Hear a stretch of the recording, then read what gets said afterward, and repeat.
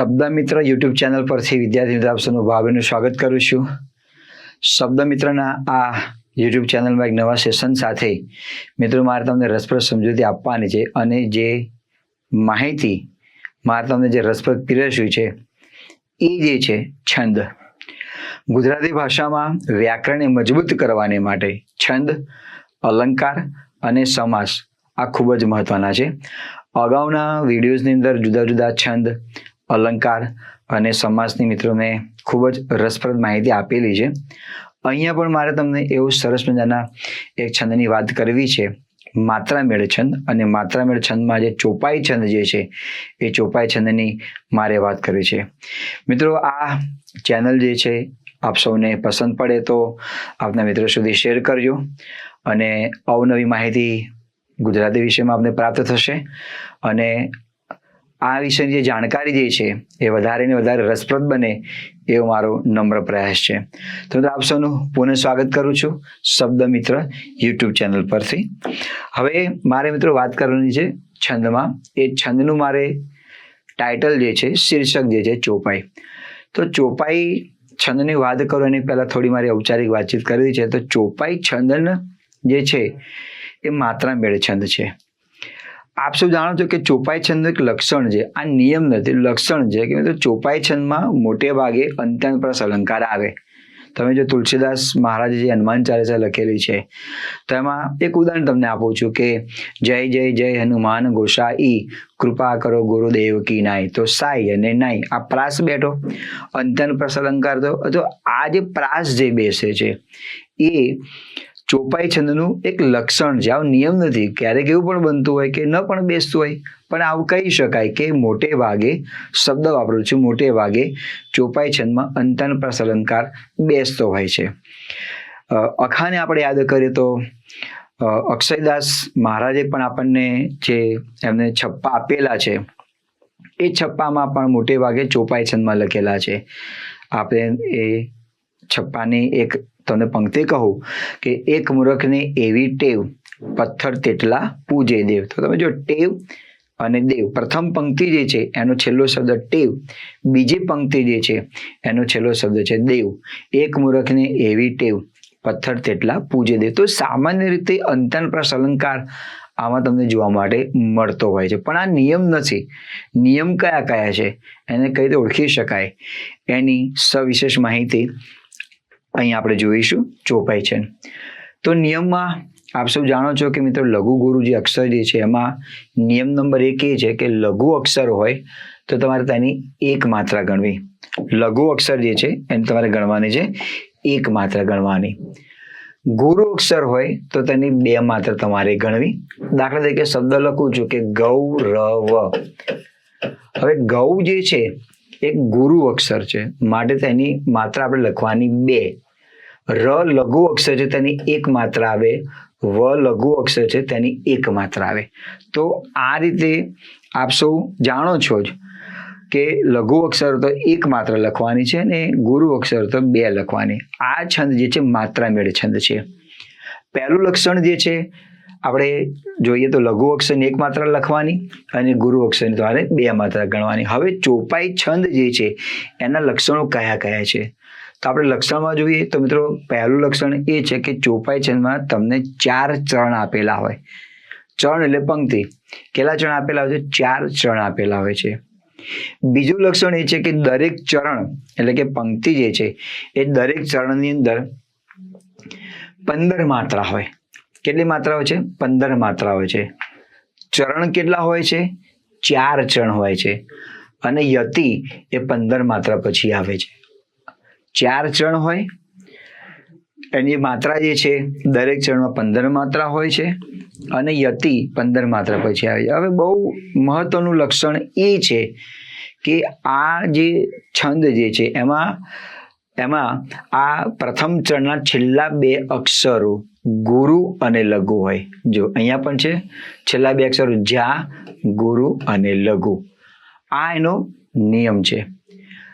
એના બધા નિયમો વાત કરીએ. પહેલું લક્ષણ એ છે કે આ પંક્તિમાં ચોપાઈ છંદ જે છે એમાં 4 ચરણ હોય છે. બીજો નિયમ એ છે કે દરેક ચરણમાં 15 માત્રા હોય છે. ત્રીજો નિયમ એ છે કે તેમાં યતિ 15 માત્રા પછી આવે છે, અને બીજો નિયમ એ છે કે પ્રથમ ચરણના અંતમાં એમાં છેલ્લા 2 અક્ષરો ગુરુ અને લઘુ હોય છે. ક્યાંક કવિએ છૂટછાટ લીધેલી હોય તો બની શકે કે 15 માત્રાના બદલે 14 માત્રા પણ થાય, 16 માત્રા પણ થાય, આ બની શકે. અહીંયા પણ એવું બની શકે કે ગુરુ અક્ષર જે છે એના બદલે લઘુ પણ બની શકતો હોય, અને લઘુના એટલે ગુરુ પણ બની શકતો હોય. કવિએ છૂટ લીધેલી હોય તો આવા કેટલાય પ્રશ્નો ત્યાં આગળ સર્જાતા હોય છે. પણ એક આ મેં તમને કહ્યું કે મોટે ભાગે ચોપાઈ છંદમાં અંત્યાનુપ્રાસ અલંકાર બેસતો હોય છે. આવું તમારે ધ્યાનમાં રાખવું. ક્યારેક માત્રા ન પણ બનતી હોય. આ પંક્તિ જે છે, એક મૂર્ખને એવી ટેવ, પથ્થર એટલા પૂજે દેવ, આ પંક્તિ પરીક્ષામાં ઘણીવાર પૂછાય છે, પણ આપણે તેની માત્રા ગણીશું તો 15 માત્રા બેસતી નથી. પણ આ ટેવ અને દેવ, અહીંયા કવિએ આ પંક્તિ અક્ષયદાસ સોનીની છે, અખાની પંક્તિ છે, પણ અહીંયા કવિએ છૂટછાટ લીધેલી છે. પણ આપણે એવું આમ વિચારી શકીએ કે ટેવ અને દેવ પ્રાસ બેસે છે તો ચોપાઈ છંદમાં છે. અંત્યાનુપ્રાસ અલંકાર હોય એટલે ચોપાઈ છંદ બને એવું નથી, પણ એક જનરલ આપણે વિચારી શકીએ કે ચોપાઈ છંદમાં મોટે ભાગે અંત્યાનુપ્રાસ અલંકાર બેસતો હોય છે. એની માત્ર 15 હોય છે, ચરણ 4 હોય છે. બીજી વસ્તુ કે પરીક્ષામાં પંક્તિ પૂછે તો ક્યારેક એવું પણ બની શકે કે તમને 4 પંક્તિ ના પણ આપે, તમને માત્ર ને માત્ર તમને આટલી જ પંક્તિ પણ આપી શકે. કાળી ધોળી રાતી ગાય, આ જે છે અહીં સુધીની તમને પંક્તિ આપી, એટલે આટલું ન આપી શકે. હું તમને સમજાવું છું કે 4 ચરણ ક્યાં છે, કેટલી પંક્તિ આપી શકે, એના માટે આપણે અહીંયા વિશેષ તમે ધ્યાન આપી શકો છો. તો પહેલી પંક્તિ આપણે લઈએ લક્ષણોની, તમને ખબર પડી ગઈ. 4 ચરણ હોય છે, 15 માત્રા હોય, યતિ પણ 15 માત્રા પછી હોય છે, અને તેના છેલ્લા 2 અક્ષરો ગુરુ અને લઘુ હોય છે. આ ચોપાઈ છંદને ઓળખવાના નિયમો છે.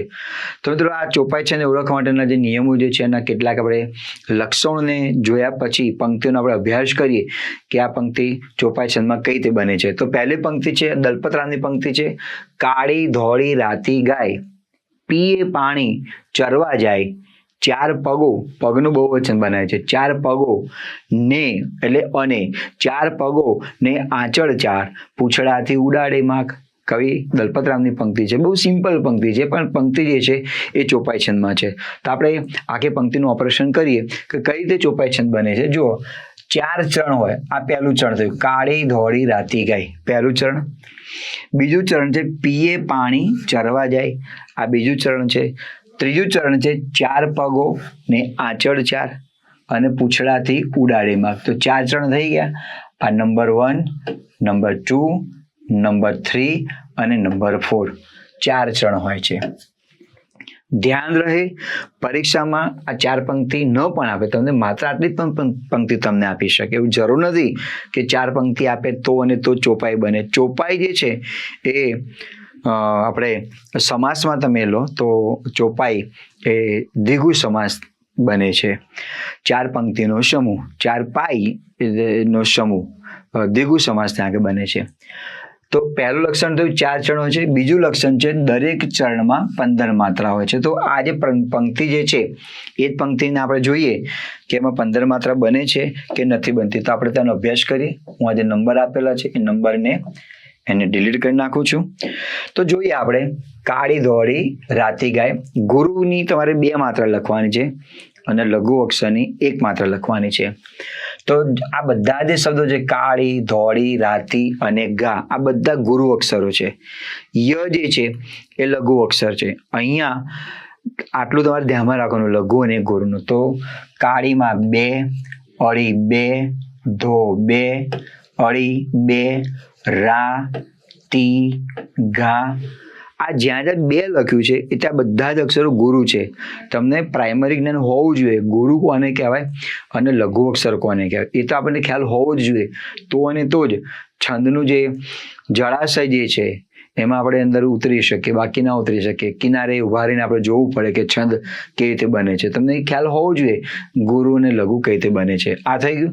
હવે ય જે છે લઘુ છે તો આની 1 માત્રા આવશે. હવે આપણે ટોટલ મારીશું 1, 2, 3, 4, 5, 6 અને 7. 7 વખત 2 છે, 7 દુના 14, 14 ને 15. તો પ્રથમ પંક્તિ જે છે એને 15 માત્રા થઈ ગઈ. યથી પણ 15 માત્રા પછી છે. યથી એટલે પંક્તિને અટકવાનું હોય. કાળી ધોળી રાતી ગાય, પીએ પાણી ચરવા જાય, 4 પગોને આંચળતા પૂંછડાથી ઉડાડી માગ. હવે આપણે આને જોઈએ. એક બીજો નિયમ પણ એવું છે કે છેલ્લા 2 અક્ષરો ગુરુ અને લઘુ હોય. તો તમે જો આ છેલ્લા 2 અક્ષરો ગાય છે, આ ગુરુ પણ છે અને લઘુ પણ છે, એટલે શુદ્ધ પંક્તિ છે. કવિએ કોઈ જાતની છૂટછાટ લીધેલી નથી. પીએ પાણી ચરવા જાય, તો એમાં આપણે જોઈએ પીએ પાણી ચરવા જાય એની આપણે વાત કરીએ તો પીએ પીની 2 માત્રા, એ 2, પા અણી ચની 1 માત્રા, રની 1 માત્રા, વાની 2 માત્રા, જાની 2 માત્રા અને યની 1 માત્રા. હવે આપણે આનું ટોટલ મારીશું. 2 2 4 2 6 7 8 9 10 11 12 13 14 અને 15. આની પણ 15 માત્રા થઈ ગઈ. અહીંયા પણ કવિએ કોઈ જાતની છૂટછાટ લીધેલી નથી. અહીંયા તમારે 15 + 15 ટોટલ મારવાનું નથી. 4 પગોની આંચળ 4, તો આ ત્રીજું ચરણ છે, એની આપણે જોઈએ તો 2, રની 1 માત્રા, પની 1, ગોની 2, નેની 2, આની 2, ચની 1, અળની 1, ચાની 2 અને રની 1. ગુરુ છે ત્યાં 2, લઘુ છે ત્યાં 1. ટોટલ મારીશું. 2 ને 1 3 ને 1 4 2 6 7 8 9 10 11 12 13 14 અને 15 થઈ ગઈ. એની પણ 15 માત્રા. હવે આપણે આ જોઈએ પૂંછડાથી ઉડાડે માગ. પને દીર્ઘોની 2 માત્રા, છની 1, ડાની 2, થીની 2, ઉની 1, ડા એટલે ગુરુ અક્ષર છે તેની 2, ડે ગુરુ અક્ષર છે તેની 2 અને મા ગુરુ છે તેની 2, ખની 1 માત્રા. આ બધા ટોટલ મારે પુની 2 દીર્ઘ ઉ છે, છની 1, ડાની 2, થીની 2, ઉની 1, ડાની 2 આવશે ગુરુ અક્ષર છે. તો આ જે અક્ષરો આપેલા છે આ પંક્તિનું લઈએ 2 ને 1 3 ને 2 5 6 7 8 9 10 11 12 13 14 ને 15. આની પણ ત્યાં આગળ 15 બને છે. અહીંયા માત્ર મિત્રો મારે તમને એટલું સમજાવવું છે નિયમ પ્રમાણે કે 4 પંક્તિ તમને આપેલી હોય, 4 પંક્તિઓમાં 15 માત્ર થવી જોઈએ. કવિએ છૂટ લીધેલી હોય તો બની શકે કે 15 બદલે 16 17 થતા હોય કે 15 બદલે 14 13 થતા હોય, બની શકે. બરાબર, એ કવિનો વિષય છે, આપણો વિષય એમાં નથી. તમે જો આ છેલ્લા 2 અક્ષર ગુરુને લઘુ છે, અહીંયા પણ ગુરુને લઘુ છે, અહીંયા પણ ગુરુને લઘુ છે. આ આખી પંક્તિ શુદ્ધ પંક્તિ છે. ફરી ધ્યાનમાં રાખજો કે તમને આટલી અડધી પણ પંક્તિ તમને આપી શકે. આ ચોપાઈ છન્નું થયું. હવે આ નિયમને તમે સમજ્યા પછી તમને મિત્રો ખ્યાલ પડી ગયો હશે. તો બીજી પંક્તિ આપણે લઈએ તો આ પંક્તિ થોડી અશુદ્ધ પંક્તિ છે કે નહીં આપણે જોઈશું. વાદળની ચાદર ઓઢીને સૂરજ જ્યારે પોઢી જાય, ભટુરિયા સા તારલિયા લઈ ચંદા આભે રમવા જાય. આ આખી પંક્તિ છે મિત્રો સજીવારૂપણ અલંકારમાં છે. આ પંક્તિ પૂછે તો અલંકાર કયો છે? સજીવારૂપણ. તો જોઈએ આ પહેલું ચરણ છે. વાદળની ચાદર ઓઢીને સૂરજ જ્યારે પોઢી જાય, ભટુરિયા સા તારલિયા લઈ ચંદા આભે રમવા જાય. તો આપણે વાદળની ચાદર ઓઢીને જોઈએ.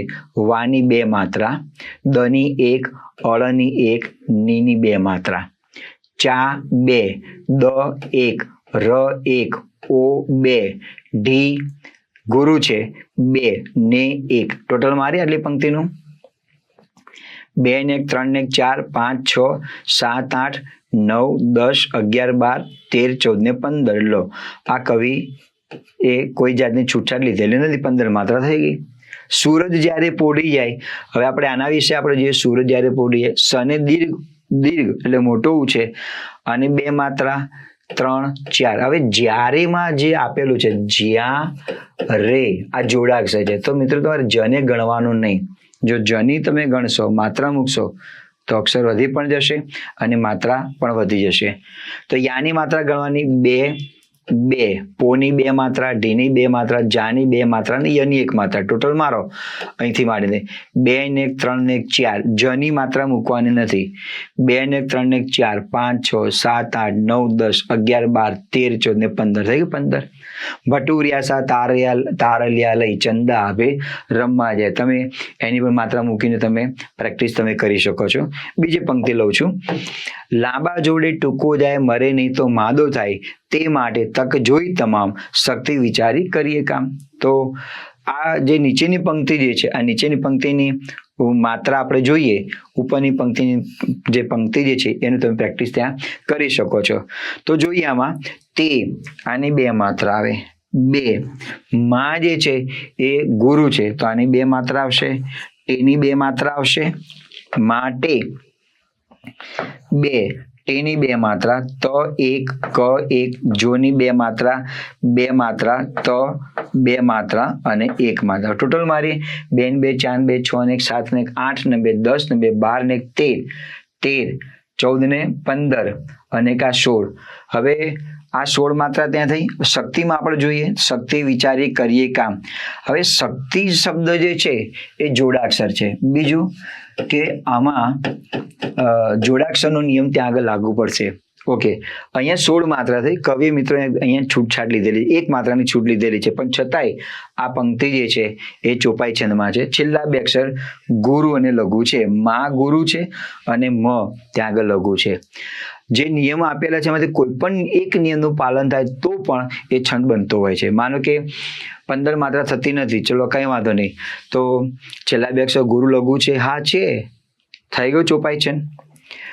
યતિ 15 માત્રાએ છે તો પણ ત્યાં આગળ 15 ના બદલે 16 માત્રાએ હોય તો પણ ત્યાં, એટલે જે નિયમો આપેલા છે એમાંથી કોઈ પણ એક નિયમનું પાલન થતું હોય તો પણ એ છંદ ત્યાં આગળ બનતો હોય છે. શક્તિમાંની 2 માત્રા આવશે, 2. આ જોડાક્ષરનો નિયમ લાગુ પડશે. જોડાક્ષર છે વત્તા થડકો આવે છે, શક્તિ, એટલે આ ગુરુ ગણાશે અને આ લઘુ ગણાશે. કની તમારે માત્રા ગણવાની નથી. તો 2 ને 3 4 5 6 7 8 9 10 11 12 13 14 અને 15. આની 15 માત્રા થઈ ગઈ. તો કામ તો ગુરુ અને લઘુ. અહીંયા પણ કવિ આ પંક્તિમાં કવિએ કોઈ જાતની છૂટછાટ લીધેલી નથી. તો મિત્રો, લાંબા જોડે ટૂંકો જાય મરે નહીં તો માદો થાય, એની તમે ગણતરી કરી શકો છો. હવે ત્યાર પછીની પંક્તિ લઈએ. આ પરીક્ષામાં ઘણી પૂછાયેલી છે. અક્ષરદાસ સોનીની પંક્તિ છે. અખાનો આ છપ્પો જે છે એના વિશેની છે કે એક મૂર્ખની એવી ટેવ, ધર્મના નામે જે બાહ્ય આડંબરો હતા, અંધશ્રદ્ધા જે ચાલતી હતી અને જે કુરિવાજો હતા, આપ જાણે દરેક છપ્પા તમે જો એમને શિક્ષણને લગતા આપેલા છે, ધર્મને નામે આપેલા છે, વ્યવહારિક જીવનને લગતા આપેલા છે. ઘણા અખાના છપ્પા જે છે એ ઘણા બધા છપ્પા છે અને એમાંથી આપણને કંઈ ને કંઈ વિશેષ પ્રકારના બોધપાઠ આપણને મળતા હોય છે. એટલે ગુજરાતીમાં તો કહેવત પ્રચલિત બની હતી કે જ્યાં પહોંચે અખો ત્યાં કરે ડખો, આવું કહેવામાં આવતું હતું. પણ અખા એ તત્વદર્શી જ્ઞાન મેળવનાર આ વ્યક્તિ અને અખે ગીતા એમ કહી શકાય કે એમને વેદોનું સિંચન, વેદોનો નિચોડ જે છે એમાં આપણને આપેલો છે. આવા જ્ઞાનીની આ પંક્તિ છે. એક મૂર્ખની એવી ટેવ, પથ્થર તેટલા પૂજે દે. મિત્રો, આ પંક્તિ પરીક્ષામાં વારંવાર પૂછાયેલી છે, પણ આ પંક્તિમાં તમે જો માત્રા બેસતી નથી એટલે બધા વિદ્યાર્થીઓ ગભરાઈએ કરે, હવે માત્રા તો બેસતી નથી, શું કરવાનું છે? તો પહેલી પંક્તિ આપણે લઈએ, એક મૂર્ખને એવી ટેવ. તો જો એની 2 માત્રા આવશે, 2. પછી કની 1, મને દીર્ઘ ઉમું છે તો તેની 2 માત્રા આવે, રની 1, ખની 1, નેની 2, એની 2, વીની 2, ટેની 2 અને વની 1. હવે ટોટલ તમે મારો, જ્યાં ગુરુ અક્ષર છે ત્યાં મેં 2 લખેલા છે, લઘુ છે ત્યાં આગળ 1 લખેલો છે. 2 ને 3 ને 2 5 6 7 8 9 10 11 12 13 14 15 ને 16. 1 માત્રા વધી ગઈ, આ કવિએ છૂટી લીધી. ઓકે, બીજો નિયમ શું હતો કે તેના છેલ્લા 2 અક્ષર ગુરુ અને લઘુ હોવા જોઈએ. તો તમે જો છેલ્લા 2 અક્ષર ગુરુ અને લઘુ છે, ટે અને વ. તમને આટલી જ પંક્તિ આપેલી છે, આ નથી આપી. એક નિયમનું તો પાલન થયું ને કે છેલ્લા 2 અક્ષર ગુરુ અને લઘુ હોવા જોઈએ છે. તમને આ પણ પંક્તિ આપેલી છે જોડે, પથ્થર એટલા પૂજે દેવ. હવે પથ્થર જોડાક્ષર છે અને વત્તા થડકો આવે છે, માટે આ ગુરુ ગણાશે, આ લઘુ ગણાશે અને આ લઘુ ગણાશે. તો પથ્થરની પની 2 માત્રા, થની 1 માત્રા, રની 1, એની 2 માત્રા, ટની 1, લાની 2, આ દીર્ઘ ઉ છે તેની 2 માત્રા, જેની 2 માત્રા, દેની 2 માત્રા અને વની 1 માત્રા. પથ્થર તેટલા પૂજે દેવ. તો આ પંક્તિને ફરી લઉં છું, પથ્થર તેટલા પૂજે દેવ. આ જોડાક્ષર છે વત્તા થડકો આવે છે એટલે તેની 2 માત્રા, એટલે કે તે ગુરુ અક્ષર બનશે. 1 1 2 1 2 2 2 2 અને 1. 2 ને 3 4 5 6 7 8 9 10 11 12 13 14 15 ને 16. અહીંયા પણ કવિએ છૂટ લીધેલી છે, બરાબર છે. હવે 16 માત્રા જોઈને વિદ્યાર્થીઓને એવું લાગે કે આ તો ચોપાઈ છંદ બનતો નથી.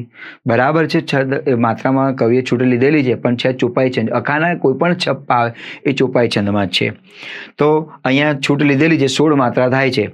હવે તમે છેલ્લા 2 અક્ષર તમે જો, દેવ આ ગુરુ છે અને લઘુ છે. નિયમ હતો કે છેલ્લા બે અક્ષર ગુરુ ને લઘુ હોવા જોઈએ, એનું પાલન થાય છે.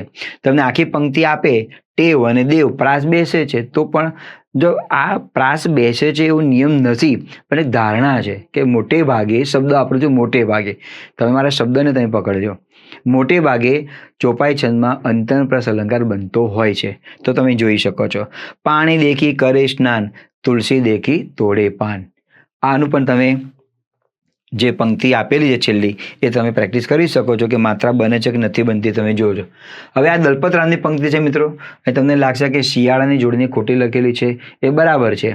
દલપતરામે જે કાવ્ય લખેલું છે એમાંની પંક્તિ જે શિયાળો આ રીતે શબ્દ લખેલો છે. હવે તમે નવી જોડણી પ્રમાણે તમે જુઓ, જે આપણે માન્ય ગણેલું છે નિયમ પ્રમાણે, તો શિયાળો શબ્દ સને રસોઈ આપણે લખીએ છીએ, શિયાળો, બરાબર.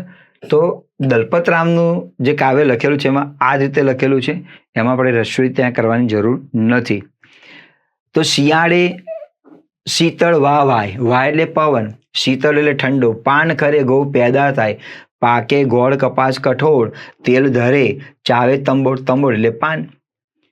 તો આ પંક્તિની અંદર આર્થિક સુખાકારની વાત કરી છે, ઋતુ પ્રમાણે કઈ ઉત્પાદન થતું હોય છે, એનું વાતાવરણ કેવું હોય છે, એનું ત્યાં આગળ મર્મ છે. પણ એમાં આપણે ત્યાં ચર્ચાની કંઈ જરૂર નથી, એટલે ડીપમાં આપણે ચર્ચા કરવી યોગ્ય લાગતી નથી.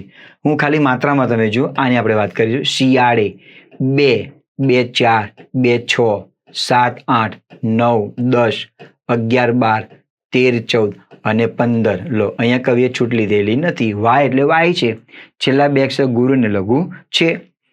પાન ખરે ઘઉં પેદા થાય, પાની 2 માત્રા, નની 1 માત્રા. પાન ખરે ઘઉં પેદા થાય, તો પાન ખરે 2, 1 3, 4 5 6 7 8 9 10 11 12 13 14 અને 15. અહીંયા પણ કવિએ છૂટ લીધેલી નથી. તો આ પણ પંક્તિ એ ચોપાઈ છંદમાં છે. બીજું તમે જુઓ કે વાય એને થાય, પ્રાસ બેસે છે, પણ પ્રાસ બેસે છે એવું પરફેક્ટ નિયમ નથી, બની શકે. આ કઠોળ અને તંબોળ પ્રાસ છે. આપ સૌ જાણો છો કે દલપતરામને જોડક જ્યારે કવિ નહોતા બન્યા, સાહિત્યકાર નહોતા બન્યા, અને પેલા જોડકના લખતા હતા, એટલે એમને જોડકનામાં પ્રાસની અંદર વધારે એમને રસ આપણે કહી શકીએ. પણ આમાં એવું નિયમ લાગુ પડતો નથી, પણ કવિએ આ પ્રાસનો બેસાડવાનો ત્યાં આગળ પ્રયાસ કરેલો છે કે ચોપાઈ છંદ હોય એટલે મોટે ભાગે આ અંતરપ્રાસ અલંકાર બનતો હોય છે. તમે હનુમાન ચાલીસા વાંચો, ગાયત્રી ચાલીસા વાંચો, એમાં મોટે ભાગે ચોપાઈ હોય છે. તમે કોઈ પણ તમે જુઓ, પાછળ અંતરપ્રાસ અલંકાર હોય. હવે અંતરપ્રાસ અલંકારથી એ પંક્તિ આપણને સાંભળી ગમે, વાંચી ગમતી હોય છે. અલંકારનું કામ આ છે, એનો અર્થ તો છે જ, એના અર્થનો જે ભાવ જે છે તો છે જ, પણ આ પણ વિશેષ ભાવ ઉત્પન્ન ત્યાં થતો હોય છે. હું આ પંક્તિ લઉં છું. વાડ થઈને ચીબડા ગળે, સોંગી વસ્તુ ક્યાંથી મળે, ખડું ખાતું હોય જો અન્ન, તો જીવે નહીં એકે જન. આ કવિ સામળની પંક્તિ છે. કવિ સામળે પણ મિત્રો છપ્પા લખેલા છે, પણ એ અખાના હરોળમાં આવી ન શકે. સામળને આપણે પદ્ય વાર્તાકાર તરીકે જ એમને આપણે યાદ રાખવાના, અને છપ્પામાં માત્ર ને માત્ર અખાન જે આપણે યાદ રાખી શકાય. એ સામળ જે છે અખાના પેગડામાં પગ ન મૂકી શકે, પણ પંક્તિ જે છે આ પંક્તિ કવિ સામળની છે. તો જોઈએ આપણે. વાડ થઈને ચીબડા ગળે, સોંગી વસ્તુ ક્યાંથી મળે, ખડું ખાતું હોય જો અન્ન, તો જીવે નહીં એકે જન. રક્ષક જ ભક્ષક બને એવું સારાંશ એમાં મળે. તો હું આ પંક્તિ લઉં છું નીચેની. ખડું ખાતું હોય જો અન્ન, તો જીવે નહીં એકે જન. તો અહીંયા આપણે લઈએ, જે લઘુ અક્ષર છે ત્યાં હું 1 લખીશ, ગુરુ અક્ષર છે ત્યાં 2 લખીશ. 1 2 3 4 5. જો તની પર બિંદી છે પણ તેનો તીવ્ર ઉચ્ચાર નથી, તની પર બિંદી છે પણ તેનો તીવ્ર ઉચ્ચાર નથી, એટલે લઘુ જ આવે. 1 2 2 4 ને 5 6 7 8 9 10 11 12 અને 13. હવે અહીંયા તો કવિએ અન્ન જે છે જોડાક્ષર છે, અન્ન જોડાક્ષર છે, અને જોડાક્ષર હોવાને કારણે ગુરુ અક્ષર બનશે. ખની 1 માત્રા, અળની 1 માત્રા. 1 ને 2 2 4 ને 5 6 7 8 9 10 11 12 અને 13. 2 માત્રાની કવિએ છૂટ લીધેલી છે. હવે આ નિયમ પ્રમાણે તમે જુઓ કે છેલ્લા 2 અક્ષર ગુરુ ને લઘુ હોય તો જોડાક્ષરનો જે નિયમ લાગુ પડે છે, જોડાક્ષરના નિયમ પ્રમાણે આ ગુરુ બને છે અને આ લઘુ બને છે. છેલ્લી પંક્તિ લે, તો જીવે નહીં એકે જણ. તોની બે માત્રા, 2 ને 2 4, 2 6, 7 8 9 10 11 12 13 અને 14. અહીંયા કવિ એક માત્રાની છૂટ લીધેલી છે. કવિ સામળની પંક્તિ જે છે ચોપાઈ છંદની છે. 2 ને 2 4, 2 6 7 8 9 10 11 12 13 અને 14. અહીંયા બે માત્રાની છૂટ છે. અહીંયા જે છે એ એક માત્રાની છૂટ છે. ને બીજી છૂટ કઈ લીધેલી છે તમે જો કે છેલ્લા બે અક્ષર ગુરુ ને લઘુ હોવા જોઈએ, તો છેલ્લા બે અક્ષર ગુરુ ને લઘુ નથી. આ પણ છૂટ છે. કવિ સામળની પંક્તિ છે તો આ જે પંક્તિ જે છે એ પણ ચોપાઈ છંદની ત્યાં છે. આ કવિનો વિષય છે મિત્રો. કેમ છૂટ લેતા હોય શું નહીં એના વિશે આપણે ચર્ચા કરવી હોય ને તો બહુ લાંબી એની ચર્ચા છે અને બહુ લાંબી વિષય વસ્તુ છે. આપણે છંદમાં પીએચડી કરવાની હોતી નથી. અહીંયા છંદમાં આપણે માત્ર ને માત્ર એના વિશે આપણે ધ્યાન આપવાનું હોય છે.